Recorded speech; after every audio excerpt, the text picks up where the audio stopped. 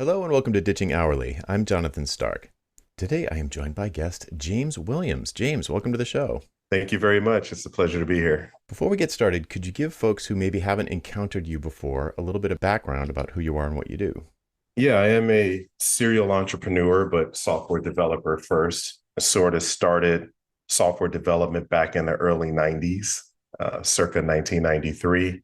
14 startups later, I ended up running my own business, a software development agency or firm, and then sort of baptized in a lot of failure, ended up figuring out a formula that I think works for not only myself, but a lot of software developers. Had some great success in the industry, worked for companies like Google, Symantec, Veritone, which we took public, Teletrack.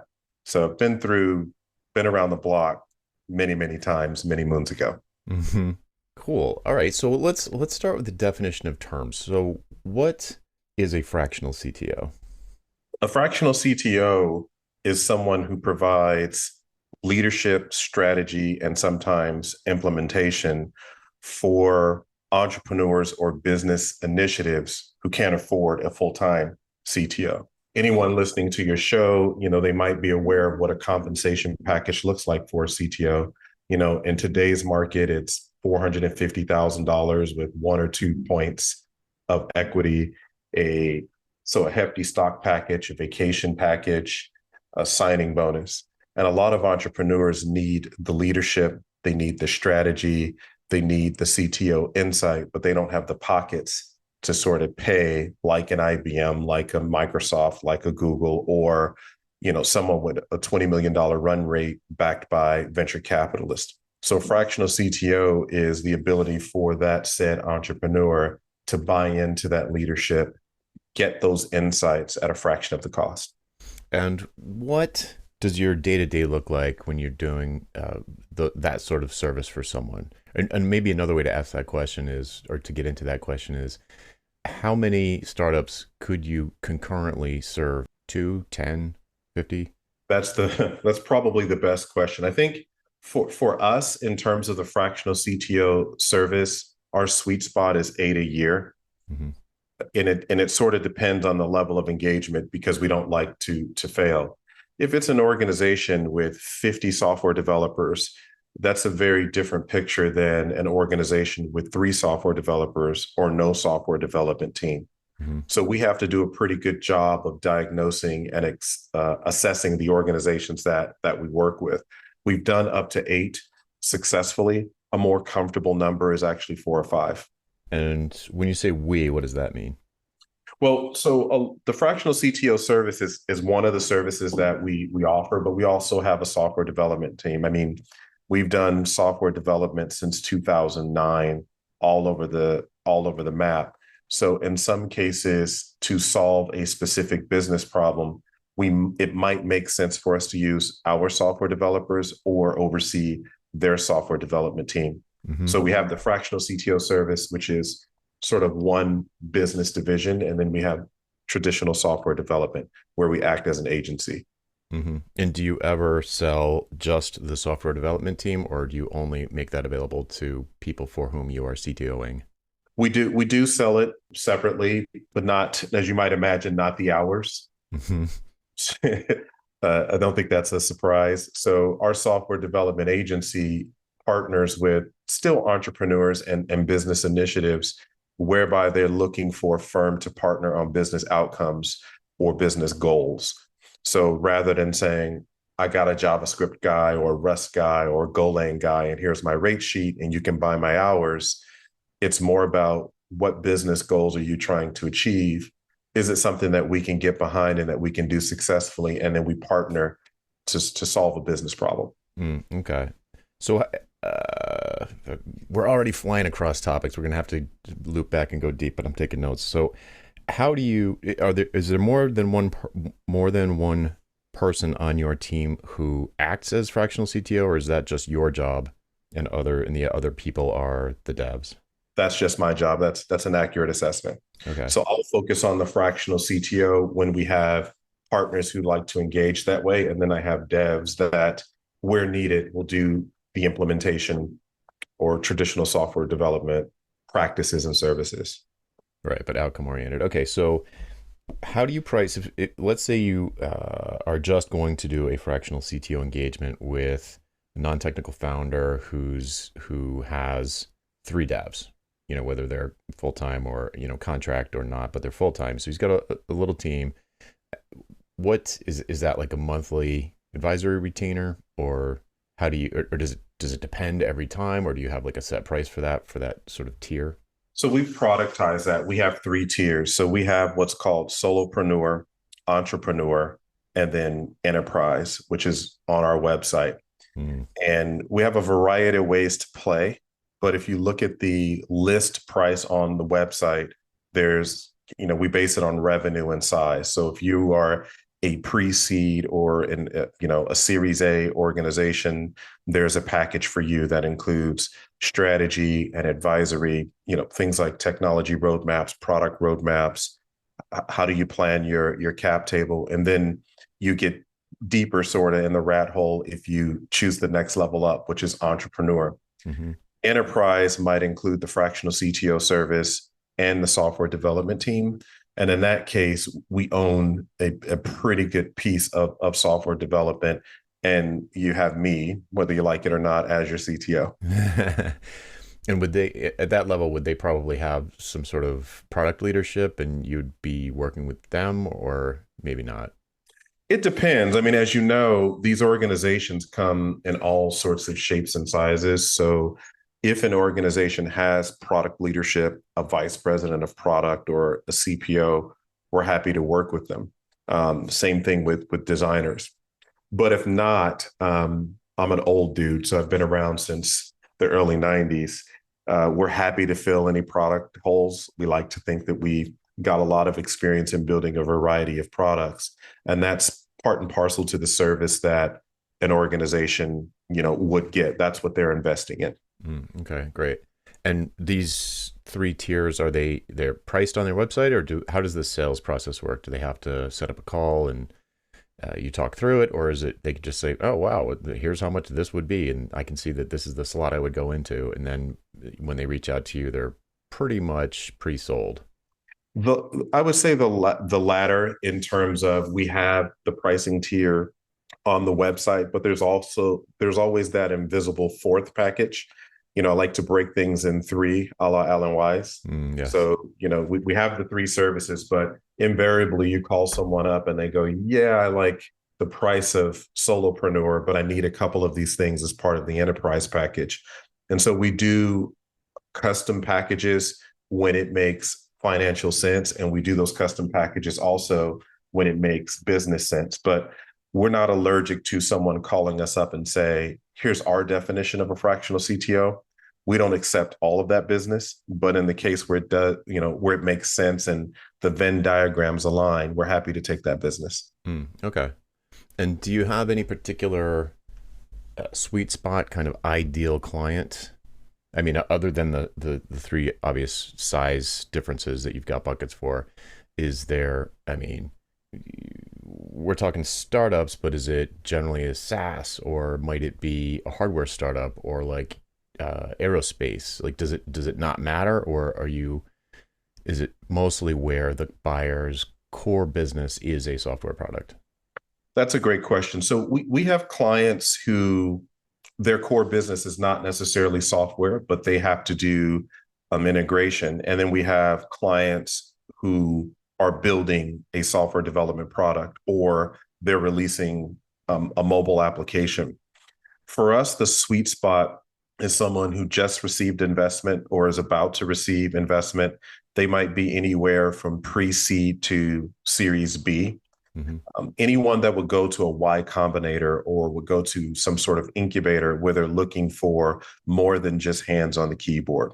I say that on our website all the time: be more than just an engineer, be more than just an entrepreneur. So we're looking for people who we can partner with for their success, get out of the conversation of hours and tasks and sort of, I call it the helicopter mom CEO. So we run for the hills and run affectionately away from that, and, and look for people that are looking to partner around success. In terms of the shape of the entrepreneur, the clients that I love to work with are the ones that have a dream. They might have raised money, or they might be bootstrapping. They might have taken a second mortgage on their house, but they are really laser focused on solving a problem in society. And they're less concerned about what our JIRA tickets look like and more concerned about the outcomes that we can get. Cool. Great.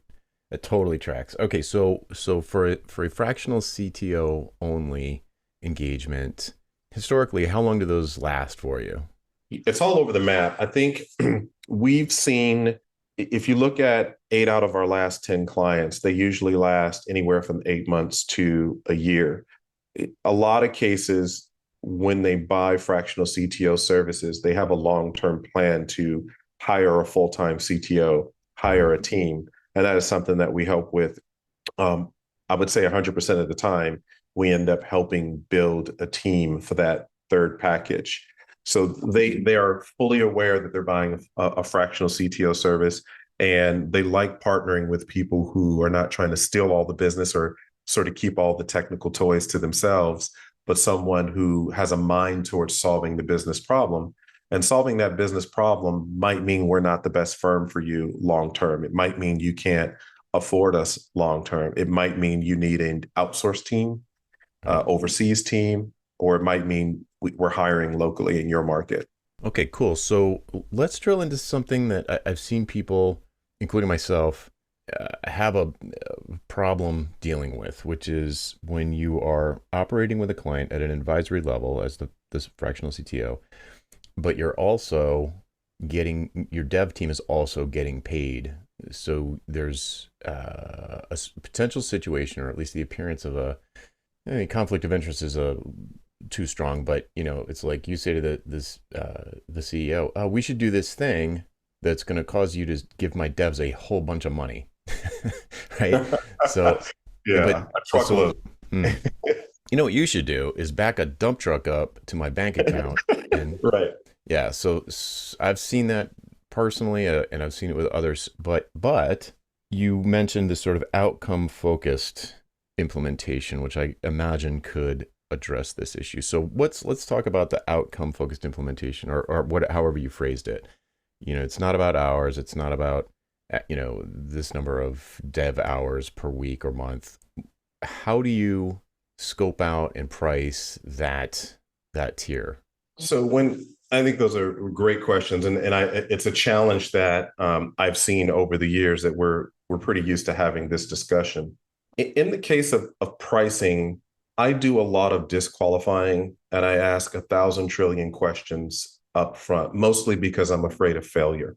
Mm-hmm. Uh, when you're a small company, a relatively small company, all you have is that next referral in terms of your business development, unless you're spending crazy money on ads. Mm-hmm. So I think for us, what we price it based on the business outcome. As an example, we've unfortunately or fortunately worked in a lot of mortgage projects over the last 6 years.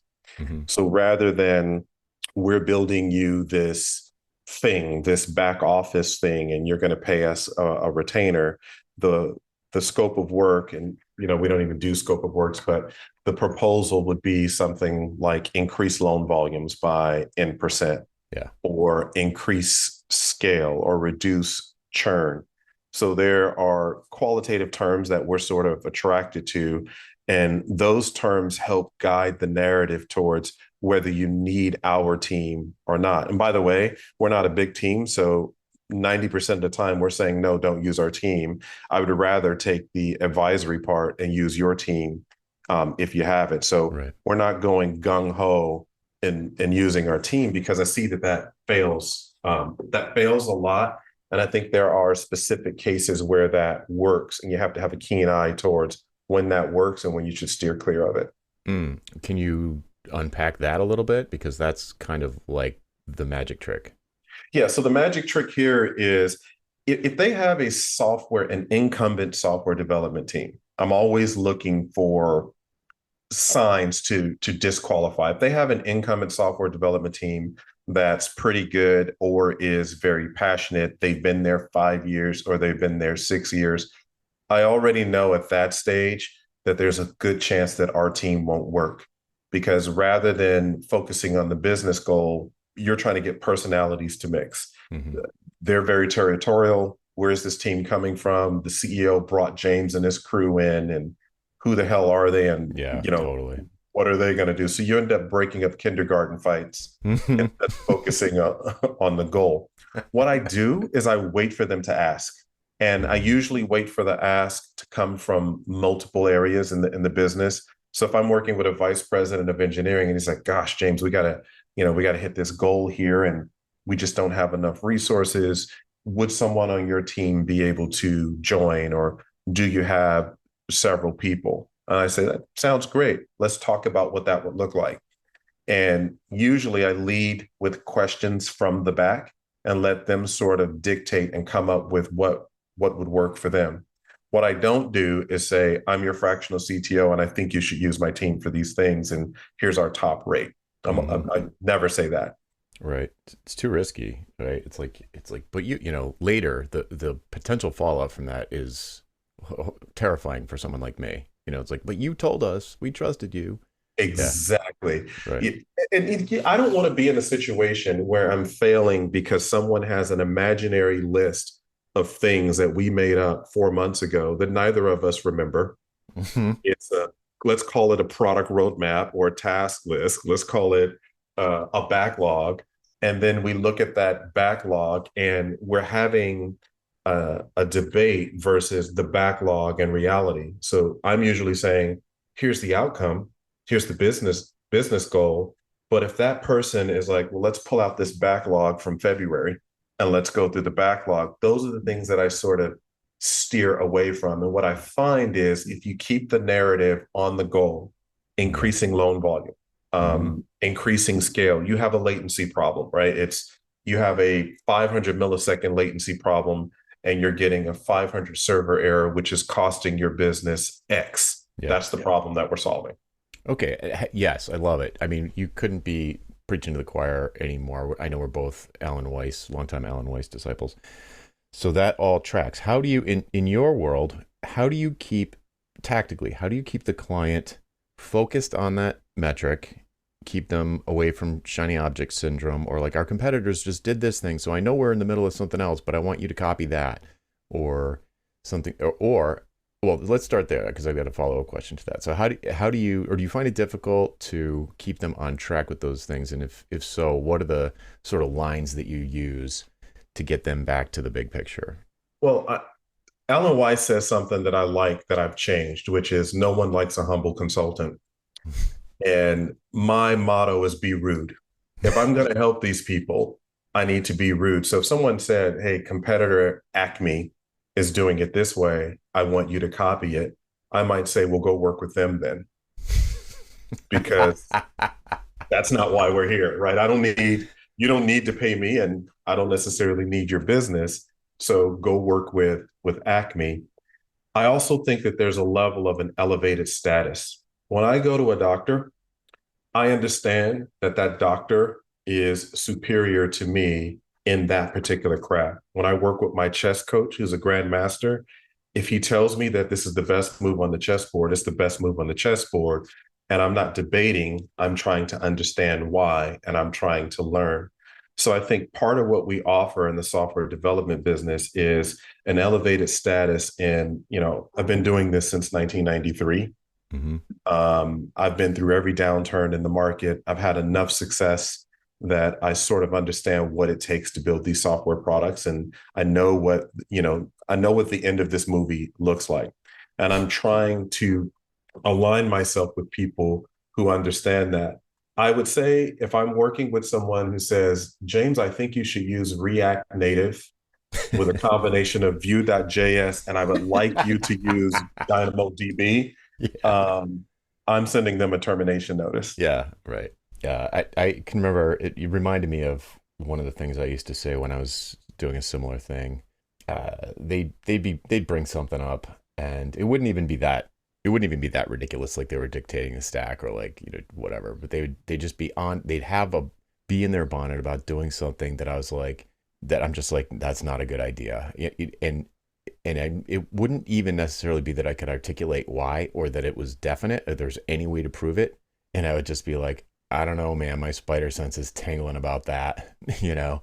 And if you were working with people who respect your expertise at what you do and you respect their expertise at what they do, because they're running a business that's in my case, every single person who ever hired me had a successful business. It was a better than a going concern. They were big in some cases, huge. So I would respect that. They knew their customers better than I did. They knew their industry better than I did. But you are not going to tell me even I'm trying to think of a higher level decision like whether or not to go with HTML or native or something like that. It's just like Yeah. a big an early architecture decision. It could be as simple as on-prem versus AWS or whatever. Something big and early, and I just be like, I don't know, I don't think so. And good clients would be like, all right, you're the boss. With that stuff, you get veto power. 100%. And I think that's the way. And I think that we also have to be prepared I believe in challenging people. If I Google something before I go see my doctor, I want my doctor to say, James, you're completely out of your mind. And if you want to die, keep Googling. If you want to live. Right. Yes. So, so if I had a customer the other day goes, I want to work with you guys, and we want to use MySQL. Before I spilled my coffee on my shirt, I was like, why do you want to use? How do you know you want to use MySQL? I read about you guys ahead of time. None of you guys are engineers. Why MySQL? Well, that's what we used before. Why don't we talk about the goal first and what we're trying to achieve? Maybe MySQL works. I have nothing against MySQL, but I can tell you there's a truckload of other choices that might get you to your business goal. So let's get back to talking about that. Yeah, it's just so weirdly specific. And it's just completely the wrong altitude for the discussion. Yeah. All right, so were you always good at detecting that? Or is this something that's come from the school of hard knocks? Like don't what could you tell people who, for example, in this situation, they love MySQL, they agree with the decision, and they just accept the client's suggestion because they agree with it, but they don't, pull the ripcord and say, whoa, whoa, whoa, whoa. Like we're talking about the wrong thing here. Like how, if you were going to coach someone, a mini me, if you're going to coach them how to do this, what advice would you give them for detecting or building that spider sense, detecting when the conversation has entered into murky waters?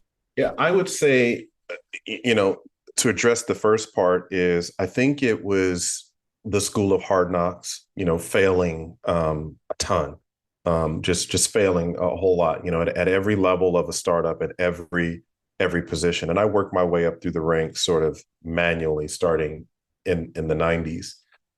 I was always what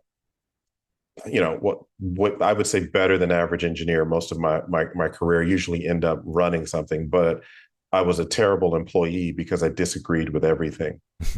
And then mentors took that disagreement and honed it into a business owner and to the sort of the consultant mindset.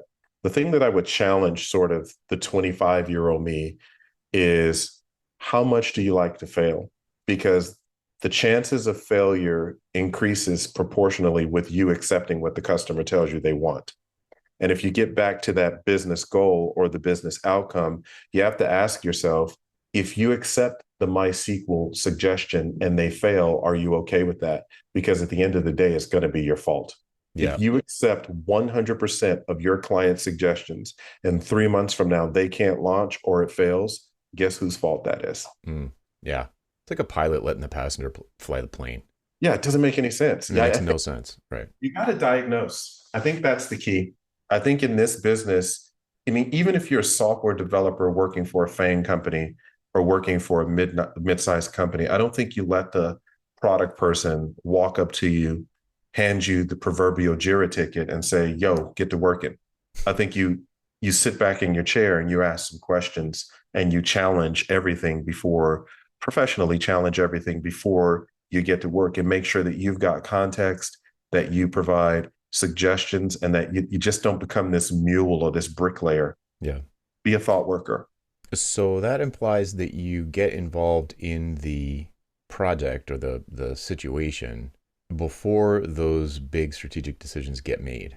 So how do you attract people at the right stage that early?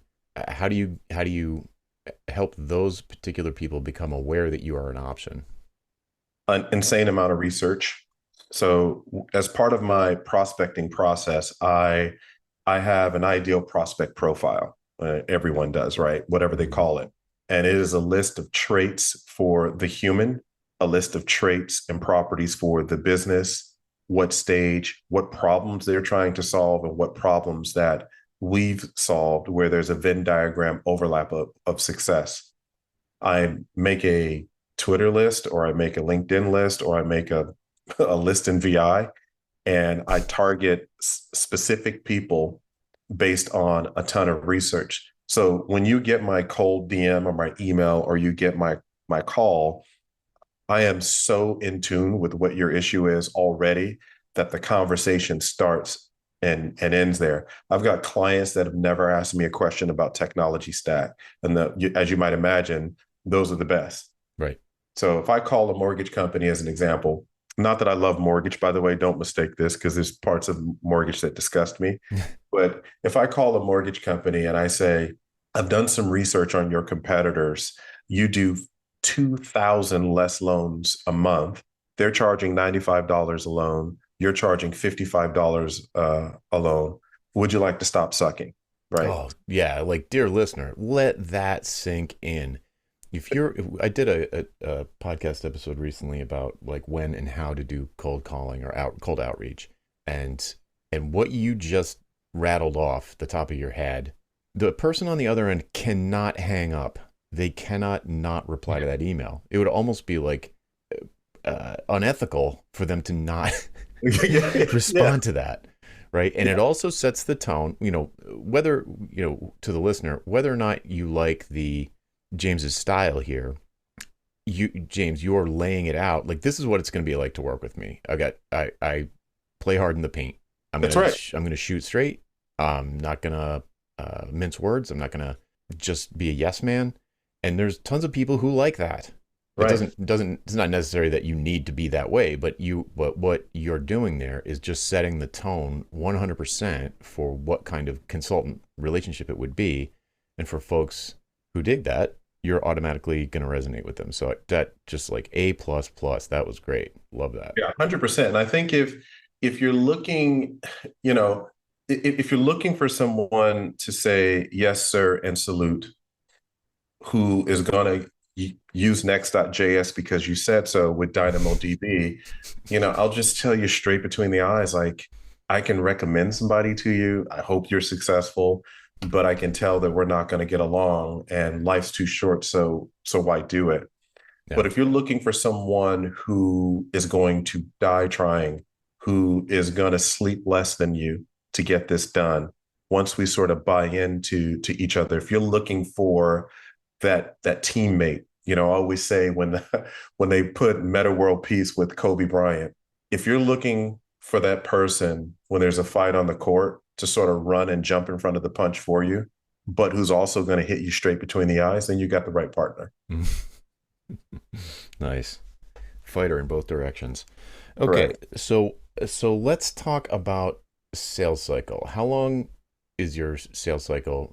Historically, how long has it been on average, if you know that? So sales cycle for us, our close rate, if I get on the phone, is 95%. That's if I can get a call. I'm not saying that I always do. Our sales cycles are measured in weeks. I mean, we're always somewhere between 11 and 24 people.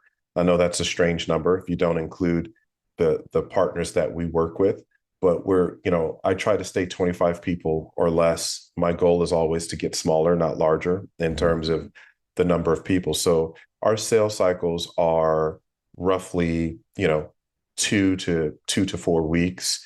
And it starts from either a warm lead with a lot of research or a complete cold outreach, over LinkedIn or over Twitter, just Mhm. DMs. Mhm. And I have a process. So I have a flow chart and a spreadsheet that I follow. So I send you a DM. If you don't answer, I send you a follow-up email if I have it. If you respond to the email, I suggest a call. And in each at each point in the sales cycle, I'm offering value. Did you know this? Did you know that you suck relative to your competitors? My favorite for mobile is, I'll spend all night going through like the reviews, and I'll find an Yeah, on their application. app, their 2-star app. Yeah, yeah, and I'll say you're 2 stars, and your competitor is 5 stars. How does that feel? And would you like to talk about that? And that little pitch there gets a call like 98% of the time, Mm. even if they're prickly or pissed off that I had the gall to insult their application.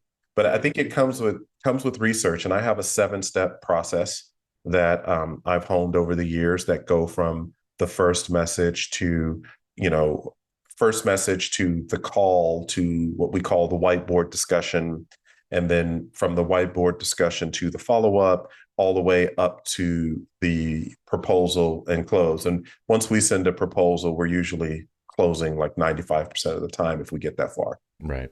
Wild. Okay, so let's jumping all over the place. Let's jump back to the. I had a question I said I was going to split in half, and so here's the second half.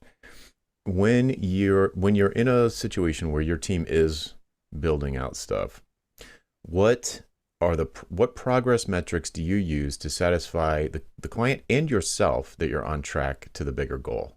Favorite question of all time. So for me, we're very demo heavy, and we're very qualitative. So I honestly think 90% of the metrics in software development don't work. They don't tell your client where you are. No one has an idea of progress. And when you get to the end, you get, fingers pointed in opposite direction. Yeah. I thought I was going to have X, and we're saying, no, you said Y. We wrote a million lines of code. Exactly. Yeah. Look at all this. Look at the number of check-ins, and the guy's like, K-logs. but I can't sell this. So what we do is we set up a demo schedule. And for the demo schedule, we set up qualitative goals. And you and I both know how difficult it is to, to communicate with our people. And when I say our people, I mean engineers. Hmm. So rather than having an engineer go from, say, a Jira ticket and a mock and write what he or she thinks they should develop, I'm usually saying, okay, for this particular demo, the app should be on the iPhone, and 5 users should be able to log in, or 500 users should be able to log in. So we write sentences, and I stole this idea from Amazon. So I write paragraphs on how our clients should feel at every demo and what the qualitative goal should be. And for me, that has been spot on in terms of how engineers make decisions and what makes clients happy. And I'm usually asking the client ahead of time, so what are you expecting for the demo next Thursday? Like what would make you smile, and what would make you just tomato me right in the face? Right. And we have that discussion. And then I share that information transparently with the team to make sure that I'm evoking the emotion on the demo rather than going through a list of crap that we know we're not going to hit. And even if we hit it, they're going to have a different mindset or different idea of what that outcome looks like. Mm. So would you do the same thing if you were working with their team and your devs weren't involved? 100%. Great. So Okay. I Good answer. spend time. I do a lot of training. Most developers, experienced developers, know that software development projects fail 77% of the time. That's no secret. Just go to Gartner, Yeah, and it's atrocious. it's an insane failure rate. It's ridiculous in my opinion that they even call themselves engineers when the failure rate is that high. 100%, boy. Yeah, you're preaching to the converted. Imagine if the bridge, every 77% of bridges fell. Or flights. Yeah. Like, yeah. It's like you're going to get on this plane, but 77% of the time we're going to crash. So engineers that don't work for me, they also know that.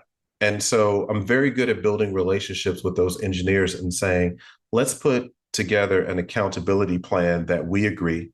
Let's put together that demo roadmap, and let's go dictate that roadmap to your boss, which is my client.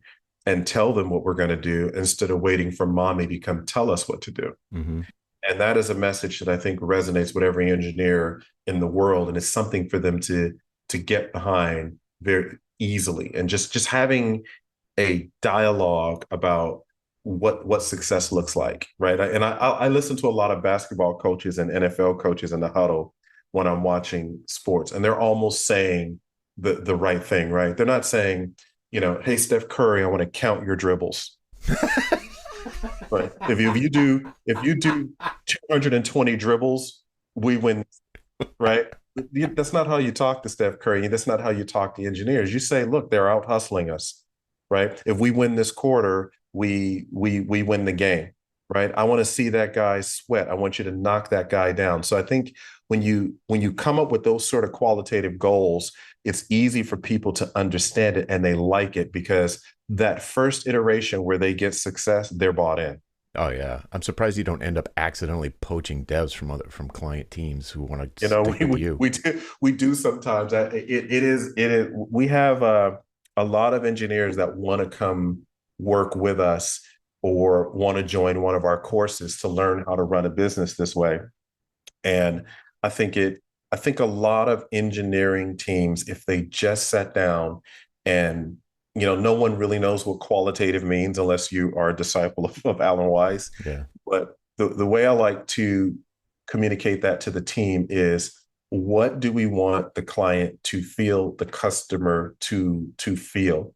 What is that emotional cue that we want to trigger with this particular demo? And we lay out an entire demo driven plan that has basically Bitmojis on the actual, laid out, whether we're doing it in Figma or whether we're just hand drawing it. We lay out that entire map and we said you would be here. And it works very well. Mm. Do you ever get the client's end users involved?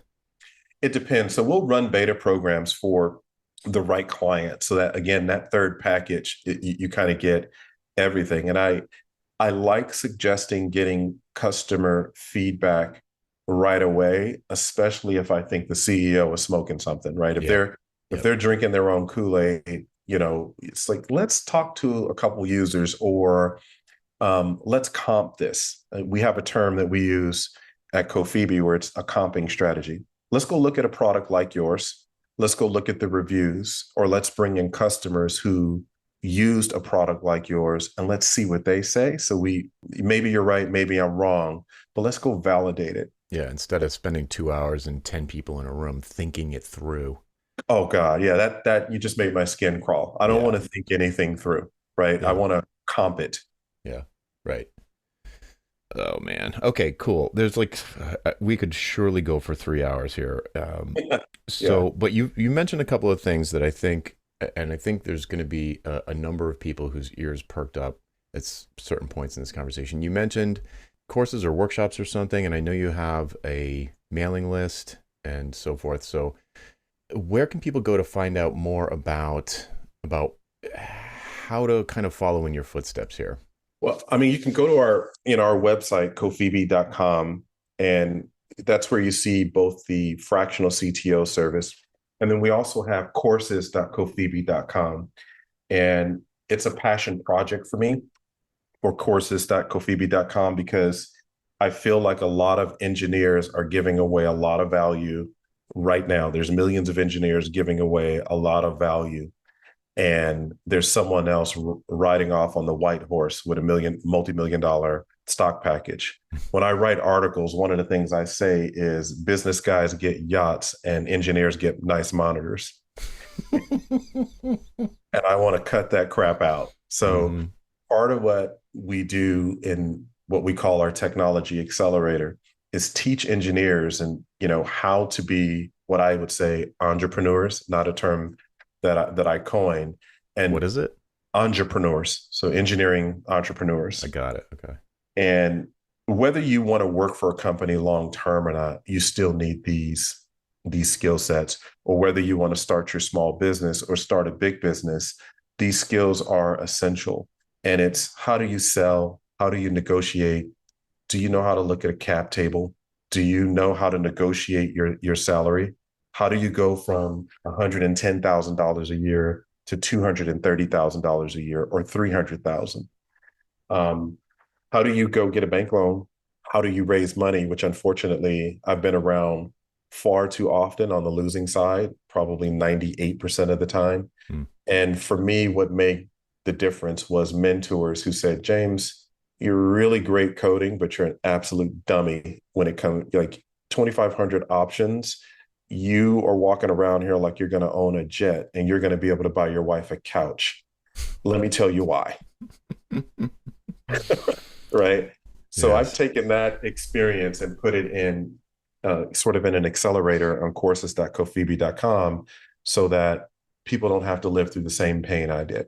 Hmm. And I'll put it in the show notes, but how do you spell that? COFEBE is COFEBE.com. What is that?